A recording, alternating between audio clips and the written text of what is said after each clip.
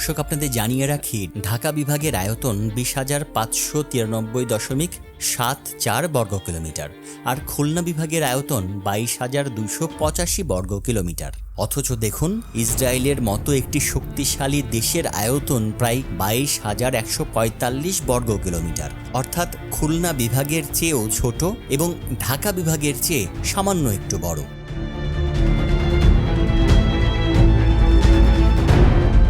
আপনাদের এবার জানাবো, ইসরায়েলের জন্ম আসলে স্বপ্ন না দুঃস্বপ্ন।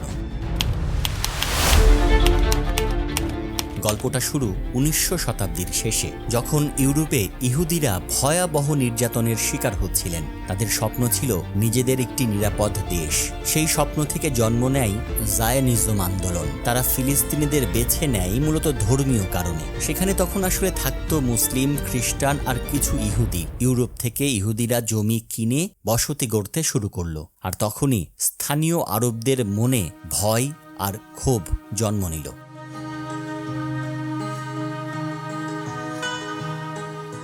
জমি কেনা কি শুধু শুরু ছিল, নাকি এর পেছনে ছিল এক বিশাল কূটনৈতিক খেলা? একটি জাতির স্বপ্ন আর এক জাতির জন্য হয়ে উঠল দুঃস্বপ্ন। কিন্তু কেন এই গল্প আজ ধ্বংসের দ্বার প্রান্তে? বিশ্লেষণ করছি, সাথে থাকুন।